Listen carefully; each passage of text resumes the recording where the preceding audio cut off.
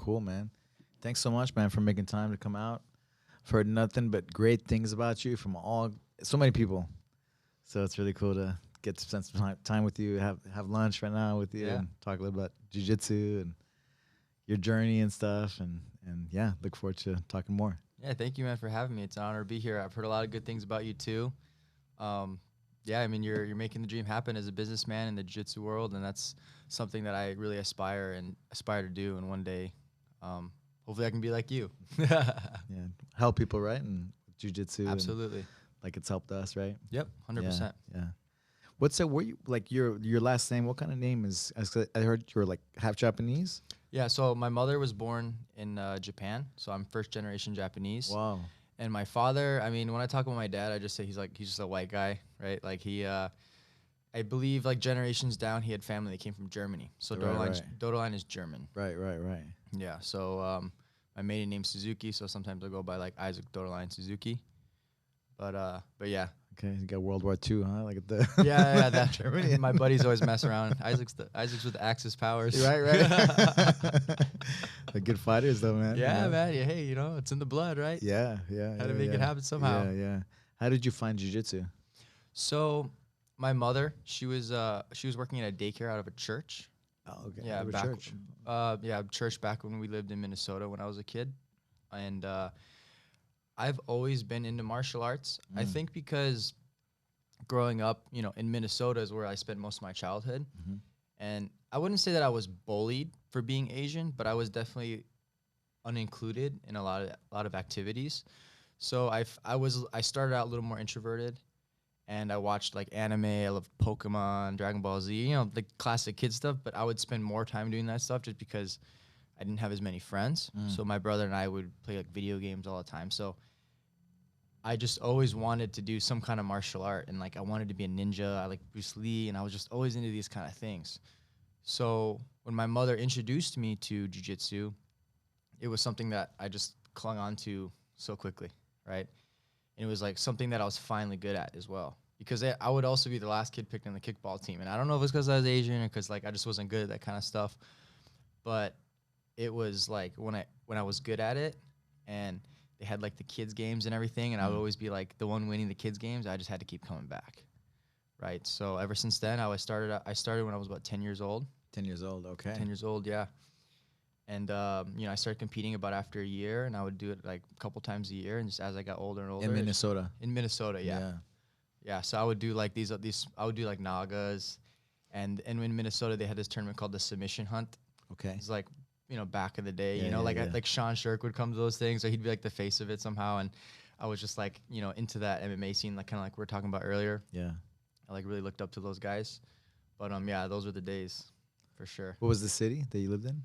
The city was called Woodbury. Woodbury. But I would compete, or I would train in a spot called Eagan, or in a town called Eagan, close to St. Paul. St. Paul, okay. Yeah. Got it. So that kind of that area. Twin Cities, right? Yeah, the Twin Cities. Yep. Not a lot of people know that, but yeah, I grew up in Minnesota. And then you guys moved to Arizona? Yep. So I moved to Arizona when I was 14. That's when I started high school. And then that's when I got introduced to more of like the West Coast scene of jiu-jitsu, right? And that's when I started training with Megaton. Yeah. So that was a completely different scene because, back in those days, like 2004, 2005, 2006, when you were in the East Coast or in the Midwest, it was just more of like the wrestler style of jiu-jitsu, and it was more grindy. People like Nogi, like they always talk about UFC, MMA. Yeah. So when I got a taste of like that like suave competitive jiu-jitsu with the whole Brazilian culture, because they all like just worked their way over to the West Coast, that's when I started to kind of see like the IBJJF, and I started realizing like, oh, this is different. This is something I really like to do. Yeah. Because when I was a kid growing up in Minnesota, I wanted to be an MMA fighter. Right. You didn't see the levels of jiu-jitsu over there. Exactly. And like my first day of high school, one of my teachers were like asking us what we wanted to be when we grow up, and I was like, oh, I want to be a UFC fighter. Everyone just kind of like laughed at me, and one kid made like a little remark. He's like, oh, I want to be a fighter too, Yeah. And but then little by little, I started to get that taste of like that high level jiu-jitsu, and then I was hooked. Megaton, he probably had a lot of good guests coming through, right? Oh, absolutely. Yeah. What were some of the names that you remember? Oh, man, those guys. Man, so many. Talking when you're 14, 15. Oh yeah, Yeah, whatever. Yeah, life, yeah, for sure. He wouldn't always have. I mean, for sure, there's a couple of names that came through that I just can't think of off the top of my head. But because of Megaton, I started getting linked up with like the Gracie Humaita people. So then we would every summer, or not every summer, but one summer we went to train with the Ribeiro brothers when they had the University of Jiu-Jitsu, and I would stay with my buddy Michael Liera, who's training over there. And yeah, so that's how I got introduced to them. West California, San Diego. Yep, exactly. So, because it was a 6-hour drive from Arizona to San Diego, so it was like something we would 10 do. freeway, right? Right. Yeah, it would take the 10. Yeah, basically all the way down. Yeah. And they go south. Mm-hmm. Yeah. The Gustavo Dantas used to do like tournaments over there, and then I think Megaton started to after a little bit. Yeah, it's a trip. Yeah, he had the Arizona Jiu-Jitsu Federation. I think Megaton started it, and then like, if you know anything about Megaton, he's such a chill guy. He probably just started. It was like and then like Gustavo just took over and actually made it into a thing. Did he take it over? Yeah. I forgot he would be the Arizona Jiu-Jitsu Federation, AZS, BJJF or something like that. And he would just run tournaments out of there. And that's actually where that tournament, one of those tournaments is where I met Michael Liera, because we were both we fought one tournament, and we just kind of kept in touch. Like we like exchanged MySpaces, and we would just like talk every now and then. Yeah. Trip, yeah. Yeah, for sure. I think I took a break from like competing in jiu-jitsu for a few years because I was fighting. And the last tournament I did with him was in Arizona. I think against Jack McVicker. He was like, I remember Jack McVicker. Yep, Megaton guy. Megaton guy, yeah. He was like winning all the Masters at one point. I remember. Yeah. He still is, I think. He still is. Yeah. He's still going. That's That's like, awesome. I won again. Yeah, let's go. That's awesome. He has a good style, you know, master style. Yeah. For the division, you know. Yeah, and then so you went to university. When did you decide you moved? You were in Arizona. You decided to move to California after that? Or when did you decide to? How did you come? To California. So I trained with Megaton for my high school career. So from like 14 to 18 or whatever. You know, and I got my green, blue, and purple belt under him. Okay. And I did good under him. Like I won the worlds when I was 16 at the juvenile division, and then at blue belt, and then when I was 17, I won the worlds again at adult. And then when I was 18 years old. What year was that, the blue belt? Because I was just telling you about the kid from New Mexico, our kid's Jess. 2010. His was maybe 2007. When he won? Yeah. Yeah. 2007. Yeah, that's when I moved to Arizona. Okay. Yeah. So I trained there. Sorry, I worked my way over to LA when I graduated high school. So I finished up, my studies. All my friends, they were going to college, and I was never a good student. I think because I'm just like super ADHD, and I have a hard time. I had a really hard time focusing in the class setting. And I remember like every year, because like I would cheat a lot in high school, but not because like I wanted to, but just because things were happening so quickly, and it was just like it was too much for me, right? I remember every semester I would start out, and the teacher, I'd have like my notepad and be ready to take notes, and then she'd be kind of giving us like the rundown of the lesson and giving us the topic, and next thing you know, she's moving to one thing and I'm taking notes, and then she'll say something, and then like I'll be like, wait, what was that? I'll raise my hand, and then she'll answer my question, but I didn't fully understand it, and then I wouldn't want to ask again because I didn't want to sound stupid in front of the other students. So then she'd move on, and I'd be trying to keep track, and next thing you know, I'd just be lost. Like 15 minutes in, I was like, screw this. And there's so many different learning styles, right? Yeah, absolutely. And then like in school, it's only like one learning style given. Yeah, exactly. It's just like, I mean, it's like a hard code to crack, right? So they're gonna go with like the general. Yeah. But I mean, even growing up, I was in special ed like as a kid. So I grew up believing that I was stupid for the longest time, and jiu-jitsu actually taught me that I'm actually pretty smart. Yeah. Right. Yeah.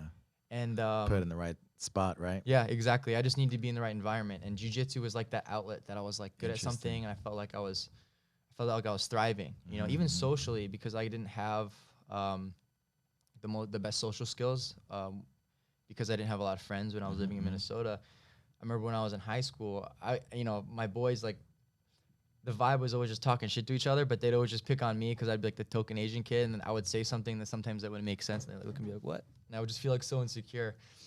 So for a long time, like I had to kind of like overcome a lot of those things personally. socially and also believing that like I was actually a smart person, right? But when it came time to graduate high school, I basically like I barely passed, and that's barely passed in cheating. My SAT scores were just like a terrible, right? All my friends were going to college, and you know I was training at Megatons, and they only had one training a day, right? So, in that time, it was like I was just sitting around all day for one training session, and I was like, I gotta do something. I gotta do something because I want to make it. I want to do something great. The one good thing I have is jiu-jitsu, and this is like where I am right now. It just isn't doing it for me, right? So no offense to them. Megaton's a great guy, and but just for that time, it wasn't the right environment. So I'd actually tried a couple different places before going to Cobrinha's. I flew out to Team Lloyd Irvin. Oh. Yeah. That was the time, right? Yep. I was Team America. Yeah, exactly. And I was a big fan of JT Torres, when I was in high school. And coincidentally, so I competed at the European Championships in 2011. I was a purple belt. And I was a huge fan of JT. And I remember like before the tournament, I sent him like a message on Facebook asking him like basically how to take the back, right? In a certain scenario that I had seen him do in videos. And he actually responded to me. So when I was at the European Championships, like I was kind of walking around and I saw him and he like gave me like a what's up, and I was like, oh my god, oh my god, he just acknowledged me, he remembered me, you know. And so I competed that tournament, I got third, and then on the way back in the airplane, he was in the seat next to me. No way. Yeah. What are these chances? Yeah, exactly. My whole life is like things like that. Like I got crazy stories. Yeah. But if you pay attention, the signs are there, right? Yeah, for sure. And so anyways, we were talking in the plane. He was telling me about his story, how he was like, I believe, growing up in Philly. I don't exactly know. Right. The exact. I think he was growing up in Philly. Jared Weiner. And, he was with Jared Weiner, and he worked his way over to Team Lloyd Irvin, and he was like telling me about how great it was. So I, like later on, like when I finished high school and I was like in that summer, like that like limbo point before I moved to LA and trained Cobrinha, I asked JT to hook me up with Lloyd. Or with Lloyd Irvin, because what it was appealing to me there wasn't so much the training style or like how they were doing things, obviously, but it was more like the fact that I could do jiu-jitsu and be like taken care of. Because at that time there was almost like an unheard of thing where you're training full time. Right. So, but you could be there and like you could live in this house and you can get like free training and be able to like. Was that before the series with Keenan? Yes, it was before that. Okay. Yeah. So, you could be taken care of financially, right? Yeah. So you could just focus on training. Exactly. Being your best. Yeah. So I went there. Long story short, I was there for a week. I didn't like it. I won't get into the specifics, but I just wasn't really like. You didn't feel the vibe. I didn't feel the vibe, right? So then I came back. I was in Arizona again. I was like, what am I gonna do? And my friend Aaron. But JT was there, right? At the time? JT was there. So actually it was a weird point because when I went there, a lot of the athletes were gone. So Keenan was still there. He hadn't blown up yet. I believe he was in Hawaii visiting family. JT was with, I think, Jimmy Harbison and Lloyd. They were out of town coaching. Who was that MMA athlete? Dominic Cruz. Dominic Cruz, yeah. Back when he repped Lloyd Irvin. I don't know if he still does, but they were all there. So it was just like I was in the house with a couple people that like Andres Brunovsky was there at the time. DJ, I think he was in a different house. And there's a couple other people, but like, long story short, it just wasn't for me. So I came back, and then I had my friend. Do you know Erin Hurley is? Yeah, I know. I don't even know. She's been my friend for like, I don't know, so many years. She trained in Encino when I first started the gym there. Yeah. I still don't know if her last name's Hurley or Hurl. Hurl. It's Hurl? Okay. Yeah. She's a writer, right? Yeah, she's a writer, yeah. So she was working at Cobrinha's at the time. And she was just, 2011, like Cobrinha was just, the top of the crop. And AOJ, I don't think had opened up yet. And what really appealed to me about Cobrinha was when he was teaching out of Atlanta, maybe you might remember this, when he was teaching out of Atlanta with Jacare, he had like a crew of guys that were just killing it every Worlds. They had like Pedro Torres, Jonathan Thomas, Jordan Schultz, Who else? Alec Balding.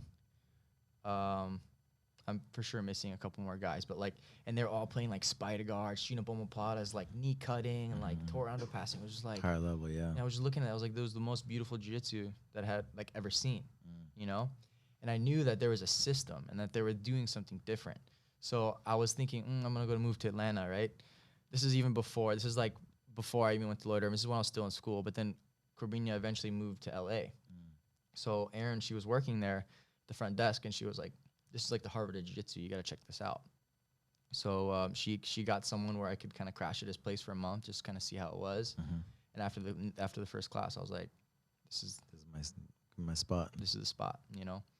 I was 18 years old, so I went back for, I believe, Thanksgiving, because I went in around the end of October. I was there for a month. I came back to my parents' house on Thanksgiving, and I was like, yeah, I'm moving to LA.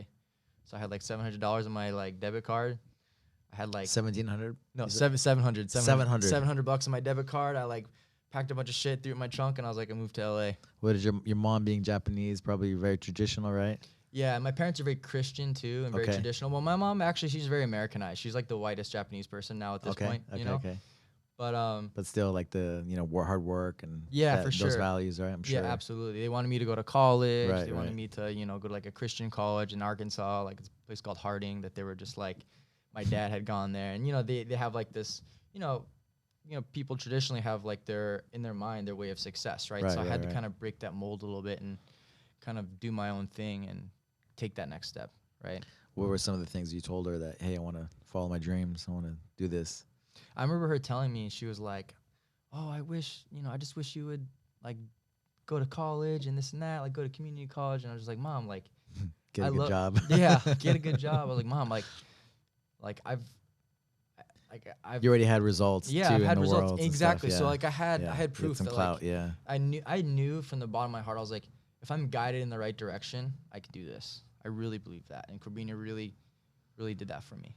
Training there, like teaching us his system, and it was just a room full of killers, right? Back then we had like this guy Jacob Sandoval. I don't know if you know who he is. Yeah. Jacob Sandoval. He's in like the South Bay or something. No, he's in where is he now?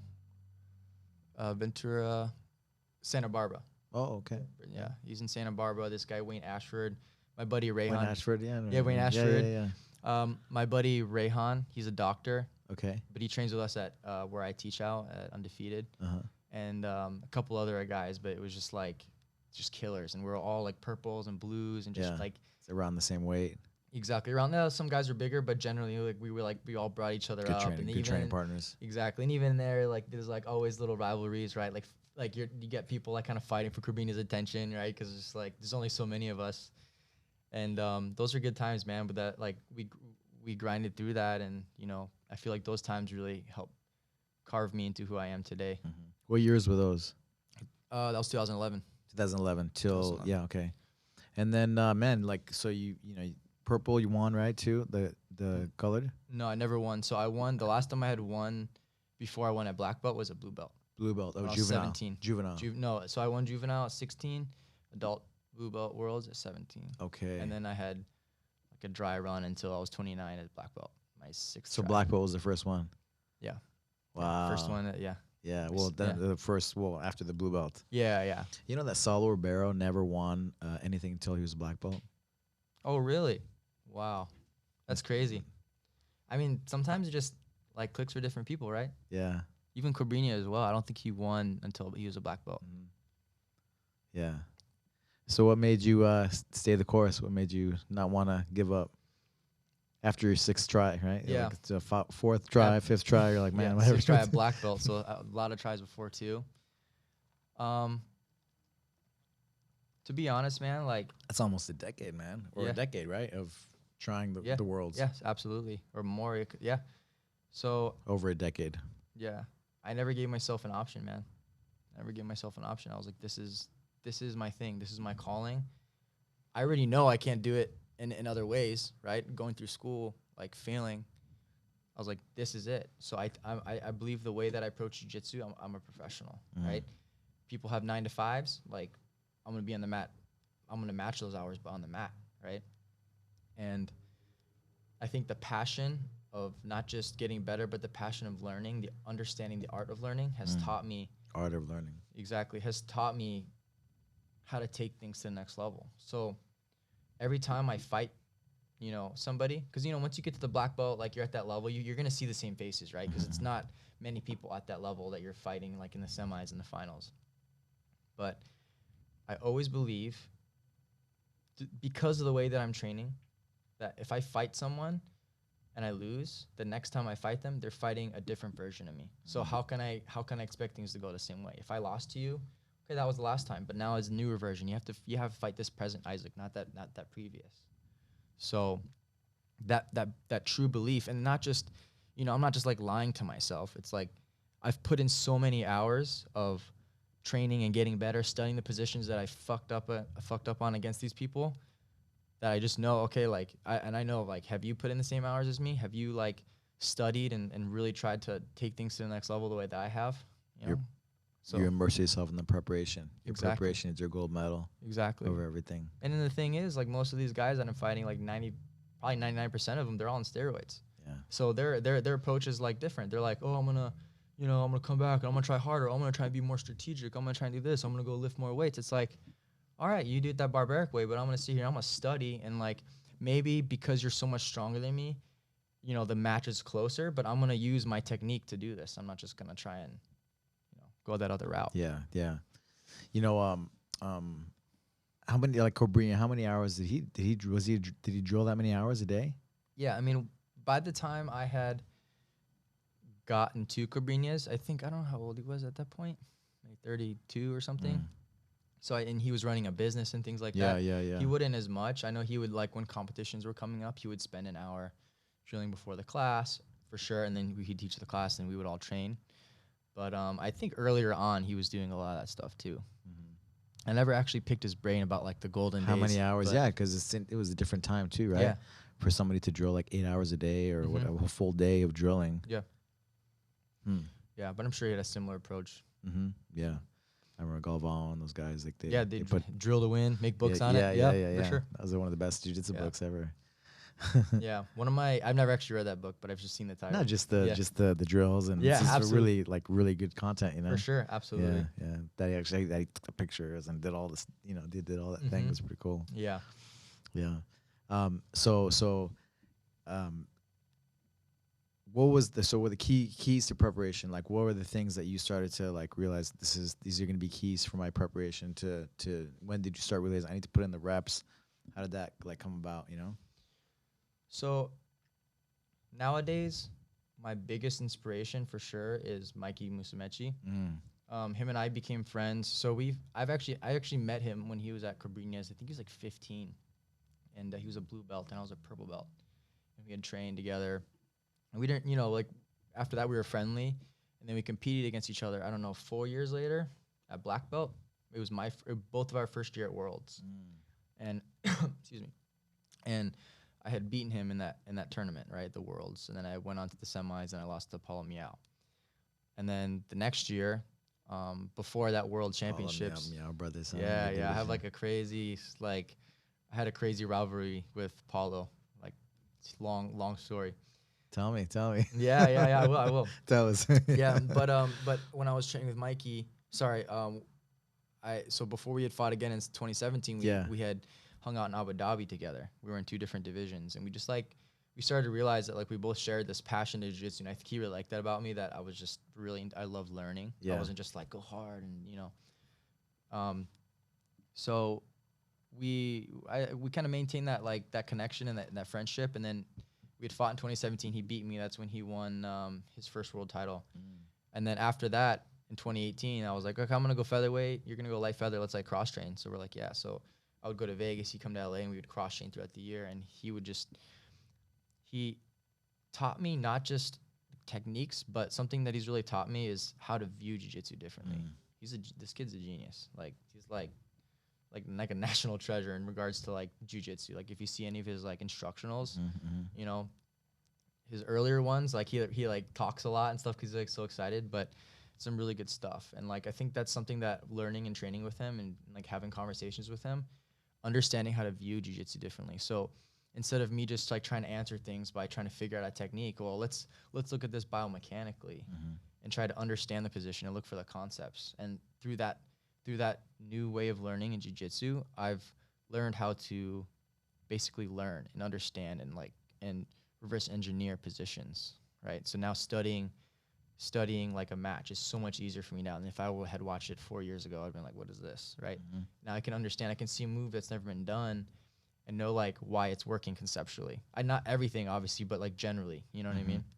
So this new way of viewing jiu-jitsu and understanding things biomechanically has given me the tools to be able to train with my training partners and sit down for 2 to 3 hours and just like break down a technique, right? Cleaning the technique. Exactly. Cleaner. And when it comes to drilling, you know, I'm not just trying to rep out a move like a billion times. No, it's not like that. It's more about feeling the position. Like where can I position myself to make this thing strong? Where's the tension? Like how much do I need to be pulling the grip? Like where's my counter pressure? Where is my head in regards to like your head or your positioning? So like flanking and things like this, little things like this has like taught me how to play and understand positions and problem solve instead of like the general way, like, oh, we're just gonna grab the collar, the sleeve, we're gonna kick the leg and pull, you know what I mean, sweep, right? Which works for some people, right? And some people are able to learn that way. But for me, like I had to do things differently, I think, because I just have a different way of learning. And maybe it has something to do with my, you know, ADHD or whatever, but doing things this way has like absolutely changed. Like, I mean, that's the reason I've been getting the results that I have been, right? Yeah, ADHD, right? They say that they have a high, they get bored so easy, right? So you can't focus on something. Yeah, it's really hard. Yeah, you have a high. And the guy Scott Sonnen, the Tactic creator, you know, he had dyslexia, and so his pattern recognition was like, you know, he has a superpower for pattern recognition, and for you, like your sensitivity to boredom is like really high, you know. Yeah, so sure. That's your superpower, right? Exactly. Yeah, finding a way to like make it work for you, right? Yeah. So doing things this way has also made it more fun for me. Like you'd be so surprised just in the last, like, since Christmas. So that was on the 25th. What's today? Like the 5th or something. Like since then, I've had so many crazy technical breakthroughs. Like in the last last week and a half, like where I'm like, holy shit, what was over Christmas? By the way, we're in New Year's. Christmas. Exactly. You know, so exactly. So it just makes jiu-jitsu so much more fun for me doing it this way. And then like being able to teach is like, it's so much more fun. And I'm very passionate about it and sharing with others. And I think because I have such a hard time, even in jiu-jitsu, right, I have a hard time learning the position. Like if you show it to me, I have to ask certain questions in order to like understand it. You can't just show it something and be like, okay, well, why would I do that when I could just do this, right? But having this way of seeing and doing jiu-jitsu also makes it easier for me to teach. It makes it more passionate. It makes it more fun. You know, so these are the changes. Like I said, I'm 31. I got 2 kids, right? Like I got a lot on my plate. You know, I'm trying to, you know, to take care of a family. But I feel like these little hacks help me do that. And I think that most people at my age, you know, with the family situation, most of them would just kind of give up. But I feel like just finding a way to do things efficiently, you know, has like prolonged my jiu-jitsu lifespan. You know what I mean? And I feel like I'm ready. Like I still feel fresh, right? I feel like I have years left, you know? And so doing things more efficiently has, I think, just given me so much more opportunity in this space. Where do you think that work ethic comes from? Because that's some real work ethic. I think fear of failure. You know, I failed for so many years, and I hate it. I fucking hate it. I hate losing. I hate failing. Call people from school, from high school, and being put in certain classes, like making you feel like you're not good enough. I hate it. And another thing that I think, I just had a thought. Oh yeah, so when it comes to competing at the highest level, like, because you know you've competed your whole life. Everything's happening so fast, right? And sometimes you're just trying to grasp at like whatever you can get in this chaos. But like my goal when I'm competing or when I'm training, I want to control that chaos, right? I want to have I want to have as much control as I can of every single scenario. I want to believe that I can perfect something and just have total control. So, and I know that that's like you're chasing, you know, once you're chasing a dragon, like you'll never get there. But I think that constant like strive for perfection and like control is gonna help me eventually reach that, right? So I think that obsession of like I gotta control every scenario, like I gotta make sure, like, because I don't want anything. I don't want to feel tired. I want to feel like anything's going wrong. I want to make sure that everything's going the way that I want it to be. Yeah, you know? yeah. Man, it reminds me like all the stuff you're saying, like John Wooden, you know, like just chasing perfection, you know, and the preparation. Yeah. You're like, it's like the ultimate John Wooden, like you know, like his book or so you're talking about, you know, and you're living it, you know, through in jiu-jitsu. Exactly. Yeah. Like you're never gonna be perfect, but you're chasing that. Exactly. Chasing perfection. Yeah, and like everything going on around you in every way is just it's chaotic. But if you can control it, control it. You can control. You know? Like even at home, like when things are like super messy and a lot of different things are happening, the kids are like, you know, flipping off the couch and like the, you know, something's in the oven and this and that. Like I get stressed out. I think just because like I don't have control. I don't have as much control.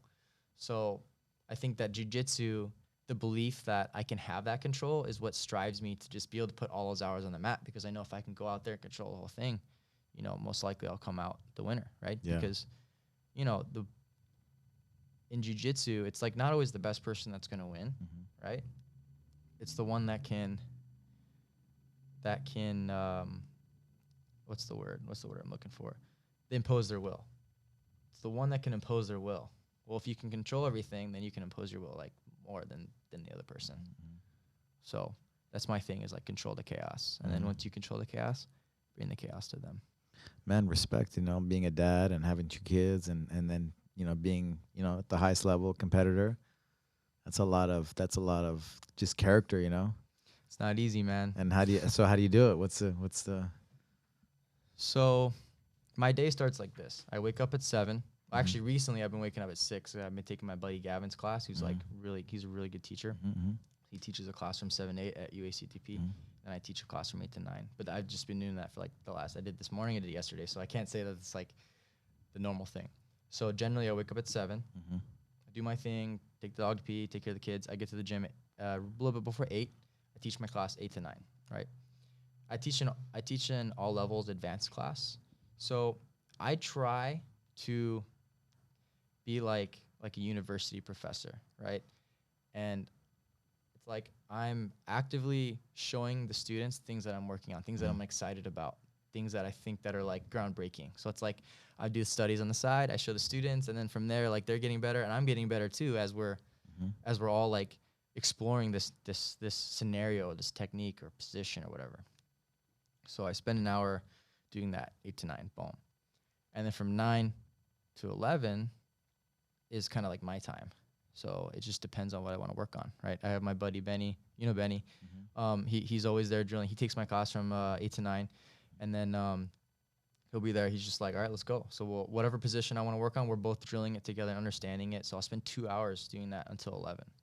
And some days, give or take, sometimes it changes on like what I do, but generally it's either drilling a position that I know and I need to maximize, like I need to understand how I'm controlling it to make it better, or I'm exploring and like, okay, like what's this? These are the problems I'm having in training. Let's like figure this out, right? So I spend those 2 hours doing that. And then afterwards we do 11 to 12, 11 sometimes to 12:30. We're sparring. So we have a crew at UACTP of guys that like train and compete full time. So those 2 hours are kind of their time too, right? And then after that we're just like sparring. Sometimes we switch it up. Sometimes it's more specific training.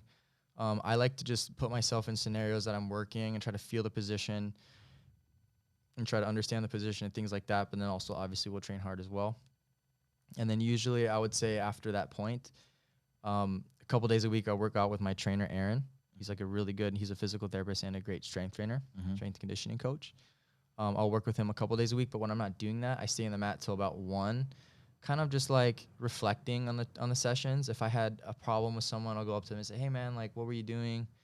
What were you doing to give me such a hard time? And they'll kind of show me and I'll try to understand it. Or like I film all my rolls. I have like 300 Like gigabytes. your battery had died on your Exact- phone because you filmed exactly. so much, and then you're Exactly. watching your Yep. your Yep. videos. So yeah, like I'll study the positions after, kind of reflect. So that's kind of how I spend generally like the 8 to like 1 o'clock period.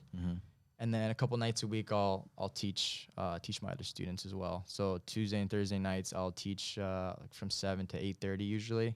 So we'll do like a technique for like 35 minutes, and after that we'll just roll or do specific training. So In the evening time. In the evening time, yes. So I'll get my rounds in with the students as well, and we're all just kind of getting better together. And then Saturdays we have open mat, and I'll teach a class for an hour, and I do open mat. Kind of like, you know, it's not as hard training. I'm just rolling with guests and like the students and just kind of feeling their positions and things like that. And then I call it a week for that. And Monday back to it. What about the family and the kids? And so so whenever I'm not on the mat, I'm with them. Okay. Right? I'm with them. So I get home usually around 2. My wife, she always has lunch ready, and then my son wakes up from his nap. I'll get my daughter from school. Gotcha. Or from daycare. She's 4. And then after that, it's just daddy time. Yeah. Home time. Okay, And I try to, it's hard to be present. It's something I have to work on, and I'm like actively trying to focus on it. But, you know, sometimes you're still thinking about the training, or sometimes you like, oh, look and try to study the roles, but it's like something that I'm trying to work on. Yeah. And that's real, you know? it's a real thing, man. It's a real thing. And it's a bit, but when you find that presence, it's like beautiful. It's really beautiful. And then I'll be with them either from the moment I get home around 1:32 until the end of the day, or those other 2 days a week, I'll go back and I'll teach and train at night. And, yeah, it's a beautiful thing having a family, right? I mean, I know, you know, and my wife, she went to Spain right before June. So right before I competed at the Worlds this year, she went to Spain. They were there for 2.5, 3 months. Wow. And, you know, when it happens, you know, as a guy, you're, oh, like I'll have more free time, this and that. But then like after the first day, you start to realize like, man, like you miss them. And then after more time, you start to realize like, what is this all? What is this all? What's life for? What's everything about? Right? Like, what's the purpose of life? And I feel like during that time, it just really put a lot of things in perspective for me. So when I had them back again, it was just like, it was like the most beautiful thing. And I enjoy more moments with them. And I really try to like pay attention to all little things, because they're still young. So like every day is like a new breakthrough, and I try to appreciate and like internalize those moments and take videos and pictures if I can. Right. But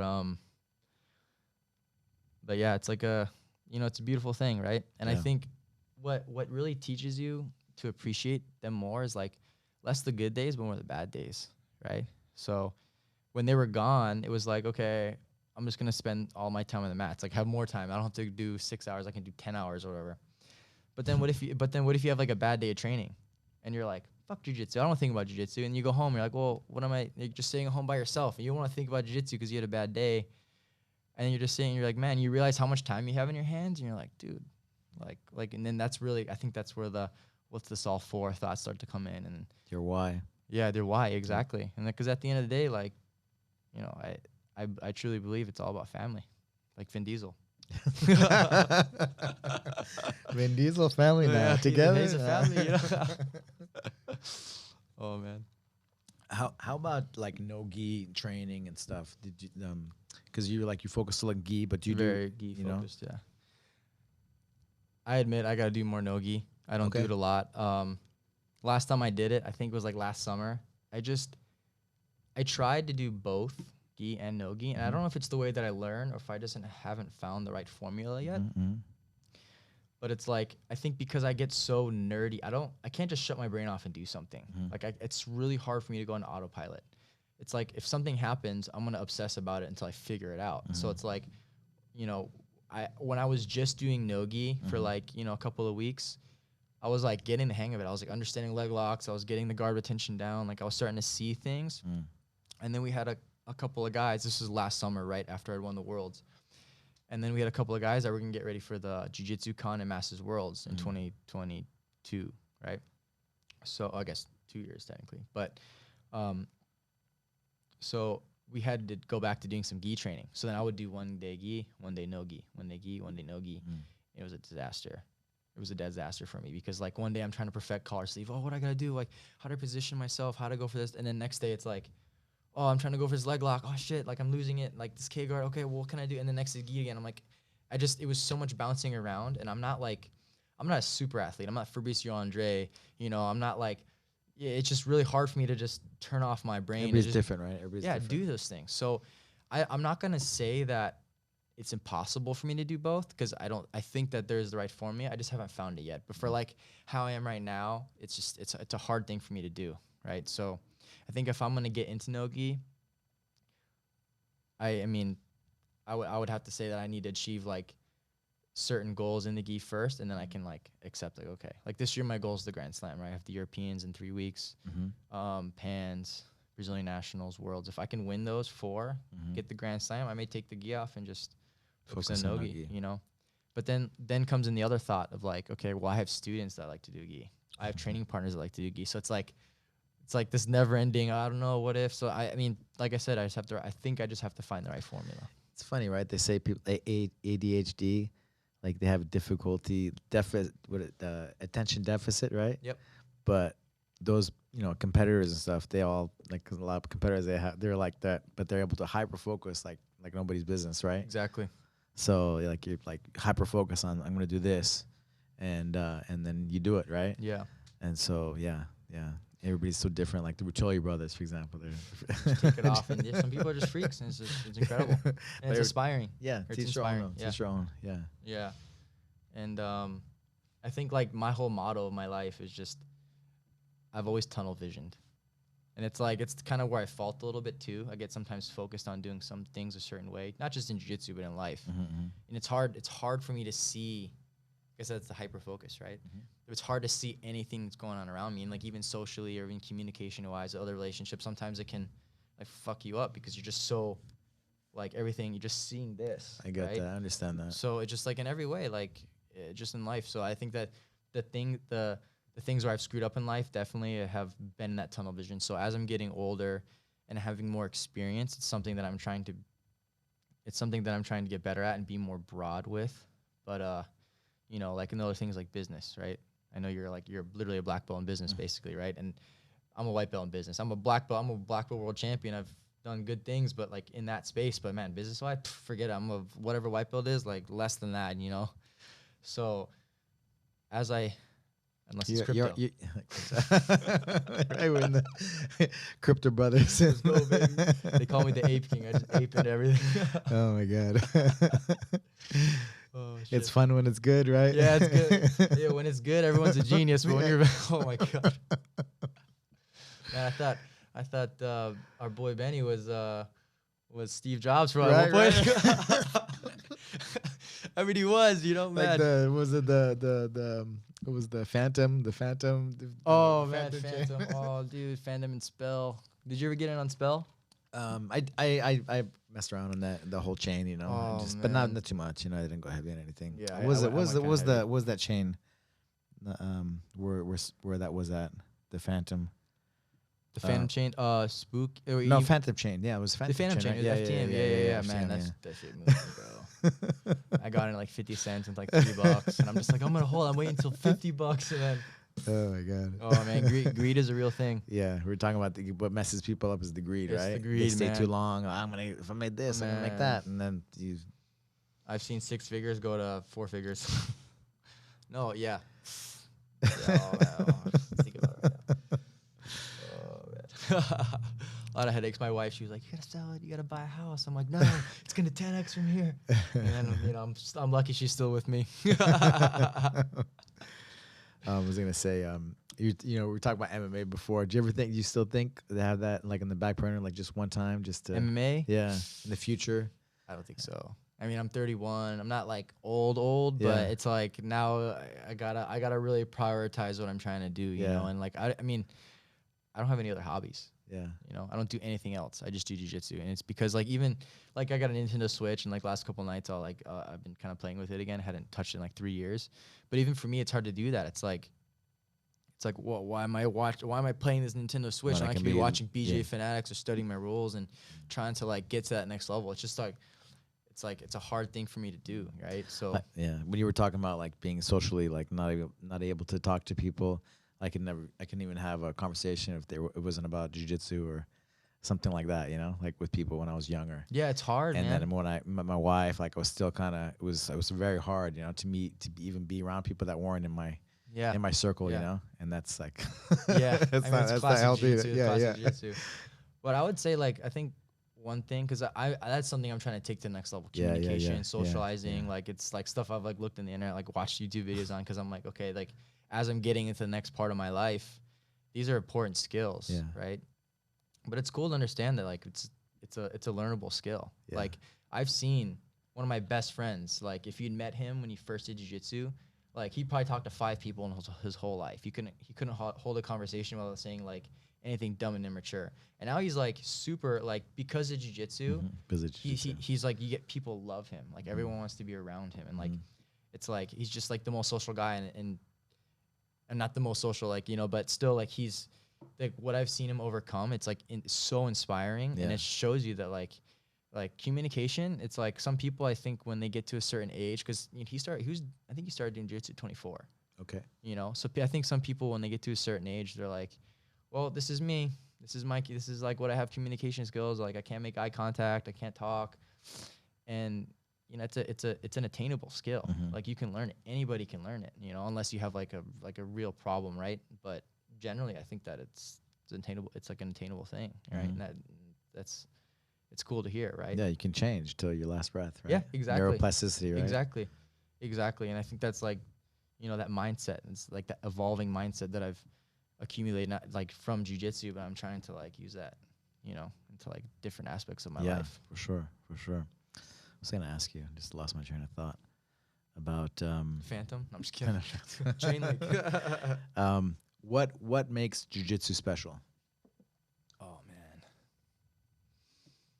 that's a good question. I'm not good with these on the spot questions. Give me a second here.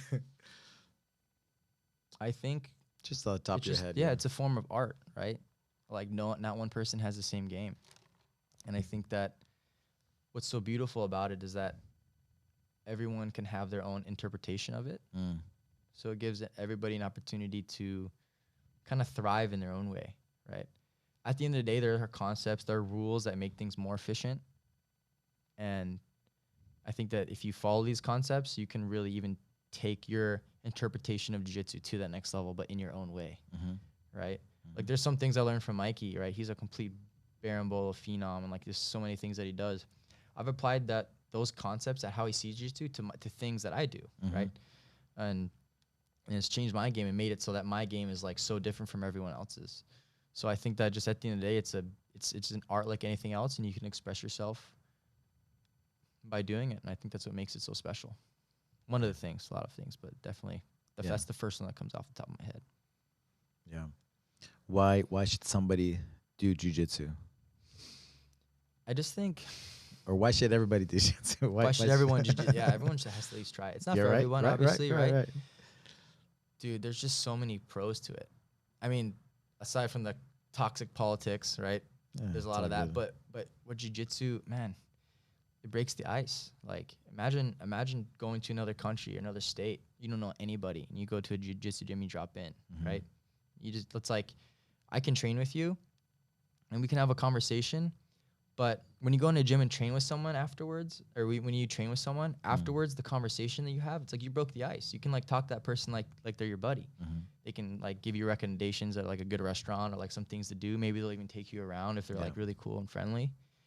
And I think what also jiu-jitsu is, it teaches us like almost about how people are too. Like you can see someone's personality just by rolling with them. It's pretty crazy. You can't be fake, right? Yeah, you can't be fake, right? So I just think there's so many benefits to it. The health benefit. I think that being active, it just makes like, you know, when I talk to people that are like doing cardio and working out, it's like, that's cool, but you do realize you can get that same benefit from literally playing like a game, you know? And like, it's so much fun. It's like you're getting a workout. You don't even realize. You're just like, you're just reflecting on your sessions, and you're trying to do different things, but you just happen to be getting in shape, right? So obviously there's benefits to so many other things, but it's like, that's what's really cool about it. And I also think that the opportunity it gives, right? So there's a couple of different opportunities. One opportunity, you get to compete, right? Like, you know, so many people have done jiu-jitsu or have started doing jiu-jitsu, never competing in anything in their entire lives, like in their entire life. Like they maybe did sports when they're kids, some of them, but not everyone. 50 years old, you go and do a tournament. You get to feel the nerves. You get to like, and I think it's something that everyone should feel because we're in a time now where society has like coddled us, and you can feel safe and you don't have to get out of your comfort zone too much. You do if you want to be successful, you do, but you don't have to. And it's like when you go and do jiu-jitsu, it's like that you get that fight or flight, like how things were probably 2,000 years ago when it was a free for all. So you get, you know, obviously it's in an organized way because there's like a competition setting, there's a ref, but it's like you get to feel that, and not everyone gets to feel that. And I think that so many good things can come of that, and you learn so much about yourself. You give yourself the opportunity to get better, right? Just in any way, and you can just compete for fun and then use the lessons that you learned in other parts of your life, right? And the other thing I wanted to speak on opportunity was like the connections, the communications. Like, I mean, you know how it is. You go on a mat and like there's like people from all walks of life. You get a bartender, you get like a server at a restaurant, you get a lawyer, you get a doctor, you get a guy that works at a gas station, and these people are just training and they're shooting the shit. Yeah. And the connections that you make, I'm not to say that like you're doing it to get anything from it, but it's just like the different walks of life. That's like beautiful. It's a beautiful thing. And like you get to have conversations with the people, you get to pick their brain, maybe they give you some good advice, and then maybe somebody you would never really maybe even talk to, right? Otherwise. Exactly. So maybe you get like some crazy opportunity out of it. Who knows? But it's just like it's like a beautiful thing. And like what other sport or what other activity, like, you know what I mean? It's just I could just go on and on about the opportunities and the cool things about jiu-jitsu, right? It just never ends. Yeah, a lot of the OGs, right? When I've done the podcast with them, I always ask them like, what are the things you're most grateful for, you know, in your jiu-jitsu journey, you know? Royce Gracie and all these guys, these legends, you know? And they always say the same thing, the relationships, like the friendships. That's what stays with them. Yeah, for sure. I mean, it's incredible the people that I've meeting through jiu-jitsu. It's like I would never in a million years have a conversation, have a coffee with this guy, right? And jiu-jitsu has given me the opportunity to do that. It's just like the fact that this is happening right now, like it wouldn't happen. Who knows if it would happen in any other like universe? You know what I mean? So that's what I think is really cool about it. Yeah. So you mentioned Mikey Mitsumishi. What are some other guys, jiu-jitsu athletes that you're fan of? Man, what I really like about Mikey, he's like such a perfectionist, right? And I'm like in that similar. I see things in that similar way, and I want to be like perfect too. Obviously Cobrinha.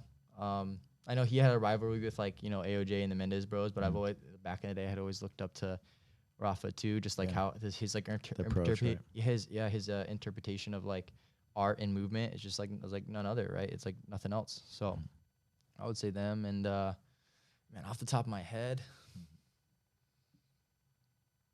And has it changed? Has it changed over the years?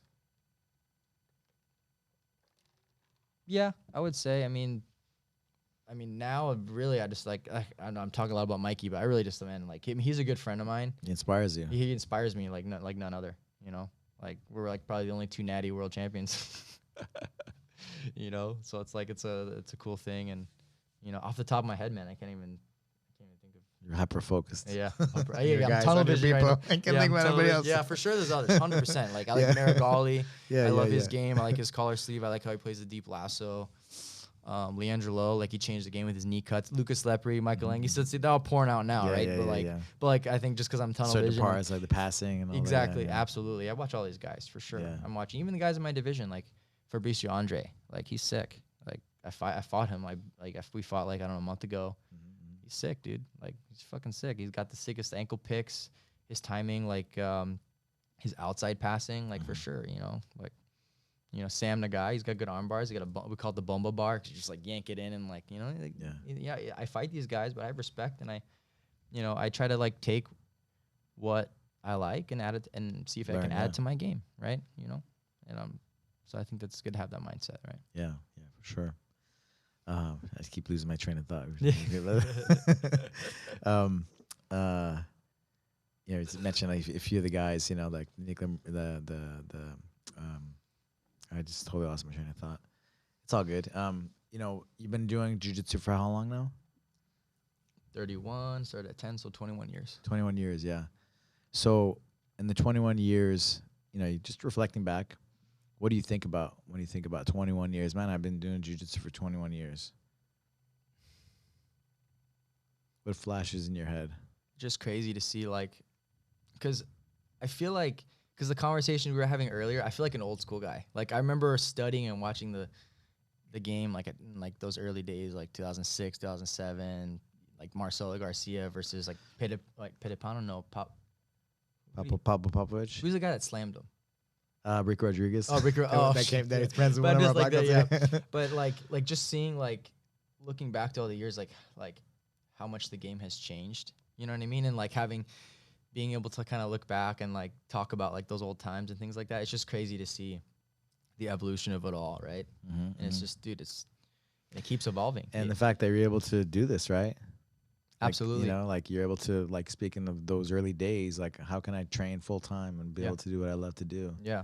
Now, like, the dream's starting to come, like, it has come true, right? Yeah, yeah. So it's cool that we have those opportunities now, and I'm just happy that I'm like catching the end of it, right? Like, that would have sucked if I had to, like, you know, retire, and then like the next year they start doing all these like pro events and like, you know, all these, you know, they're pumping all these brands and like social media, all these fighters. It's like I would have felt really left out, you know. So it's nice to still be a part of it, and I believe I have a good 4 or 5 like really good years left, right?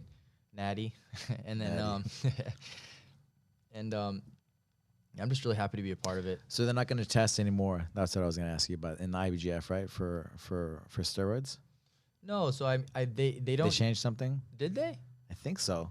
I know that there was an article that came out like on Jiu-Jitsu Times on April 1st about that. Okay. But that was on April Fool's Day. Oh. So okay. So that's what I had seen, right?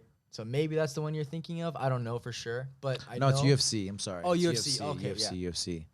Yeah, because they kept losing people. Yeah. Yeah, for sure. But is that true? Is that actually true? In UFC? Yeah. Yeah. Well, they switched the whatever the governing body. They switched that up. You know. It's not with USADA anymore. Right. Oh, damn. That's crazy. You know, I mean, I don't know, man. Like these guys in Pride, and like let them, like, because they're, you know, they're doing crazy stuff to their brains. Yeah. You know? So like let them be souped up in a way. I guess. You know. I don't know. I see it. I just. Because the guys that have money, like, they're still doing it. Yeah. They're still doing it. You know. Yeah. So I don't know. I don't know. It's true. It's true. I don't know. You never know. You know. Yeah. I don't know. It sucks, but I have my own opinions on that. But I just, you know, if it's in a sport where it's like you're hurting. No, for sure. I agree. Yeah. But just, it's like guys are still cheating. You know. Yeah, but they're still doing it, so it's like unfair. I guess it's unfair to the ones that are staying true to being natty. Which who knows if that's any of them, right? Yeah, and MMA, especially at the higher level. Yeah. You know, from some of the old school guys, like the Natural, and I'm like, yeah, yeah, Sean Shirk. Yeah, right. But I do know that in IBJJF they test if you win the world championship. Right, the first place after. only. Right after. Yeah, if first place only. I remember I was in that room. Yeah, it was crazy. Not second place, right? No, they don't test second place. And here's the thing. So if the guy gets disqualified. Yeah, the second guy gets the first place, but he doesn't have to get tested, so he's a world champ. Yeah. You know, so, I mean, there's flaws to everything, right? It is what it is. Yeah, yeah. But you can only do what your journey, right? Exactly. Your choices. Yeah, yeah. So I'll stay true to being natty. You know, I'll be pumping that for the rest of my life. You know. I respect, man. Your preparation. Yeah. Your preparation is like straight up John Wooden. You know, whatever his name of his book was. You know, his pyramid of success. You know. Like, you're like all about the preparation. Yeah, absolutely. Perfection. Yeah. You're chasing that. Yeah. And it's showing, right? Yeah. Your results. Makes it fun, man. You know, I don't want to sit there and just train hard all the time, like forcing every position and like lifting weights and just like, I mean, for sure if I did steroids, I could do everything even more efficiently, but it's just not, I wouldn't be staying true to like what I really believe in. Right. So I just could never make myself do it. Ricky and I were talking before, you know, like, some like John Danaher, like talking about recovery. Yeah. We're talking about recovery. And like John Danaher doesn't talk about like recovery, you know, and they were kind of like joking. I told them, I was like, because most guys are just on the juice. Oh, they're on the sauce. You know, and so that's their recovery. That's exactly. Like, that's all you need, really. You know. And because you know, he was kind of mind blown as an athlete himself. He used to be like run track for like he was on the Czechoslovakia back in the day, their track team, national track team. Danner was? No, Oh, your friend. The dude who runs Raw. Yeah. I was like, Danner. I was like, yeah. And we were just talking about, he was just tripping out that the fact that, you know, there was no talk about it at all. oh yeah, for sure. You know, and yeah, he mentioned that you were gonna come. You were supposed to come by one of the days in the past. You know, so what? I'm just curious. What do you do for your recovery? So one thing that I was doing before, I haven't been doing it as lately, just because it took so much time away from the family, right? But what I really liked was I was doing a sauna and ice bath protocol. So like, we can actually plug you right now in your thing downstairs, right? Yeah. But what I would, contrast therapy, yeah. what I would do was I would go and my buddy, my friend Michael, he's got a house close to kind of where I live, so he's got like a really nice sauna and an ice bath. He got one of those Renew, actually the ones that you guys have over there. Yeah. He didn't have that before. He had like an ice tub, but that he got that recently. And what I would do is every Friday night I would spend 2 hours in the sauna. So I would do like 4 rounds of 30 minutes, and then in between each round I would do 2-minute ice bath. And then on Saturday night, I would do 2 rounds of 30 minutes and then 2 rounds of ice bath. And dude, that was like the best thing ever. The sleep that you get, like you feel so recovered. Monday, I felt like my cardio was better. It was just like I felt like I had so many benefits from it. But it's like, I mean, I already explained my training schedule, right? Imagine doing that, and then like, you know, my wife Lauda, it's like it's like I'm leaving Friday night and then Saturday night. Like those are our nights, you know.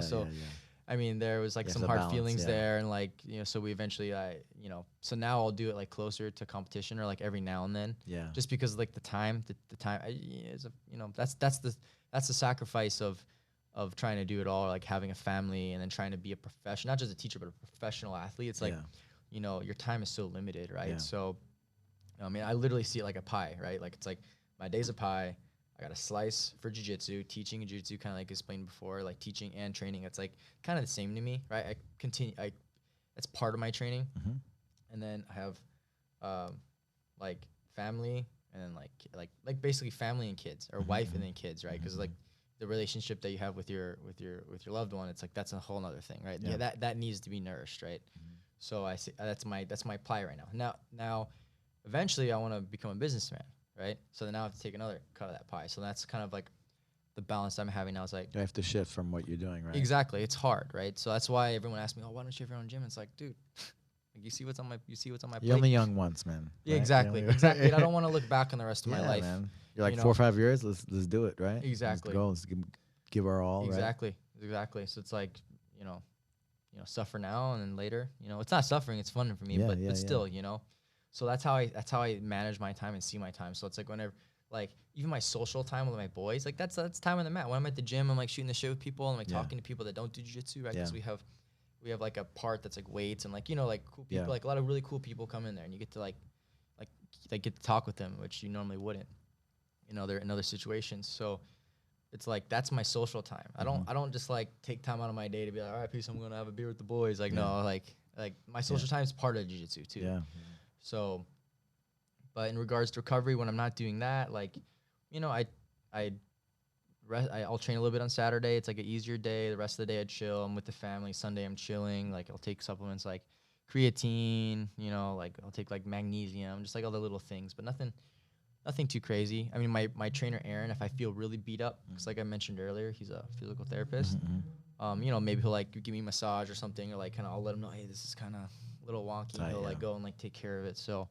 You know, that stuff I have like covered, and like we have like normative books I'll do every now and then, little things like that, but nothing crazy, man. You know, nothing crazy, just pretty chill with it. But the sauna ice bath, like if you have the time, like dude, fucking do it, for sure.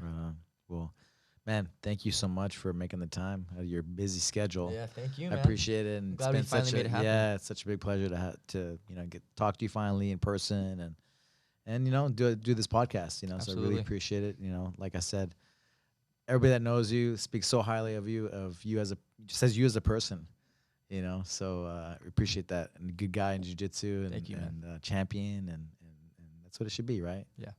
character, right? Yes, sir. So, do you have any shout outs, or how can people find you? So I just want to thank my my crew at Undefeated, UACTP, my sponsors Undefeated. I want to thank my coach Aaron. I can't think of his last name on the top of my head, but you guys will see him on my social media. He's like the best like strength and conditioning, physical therapist coach.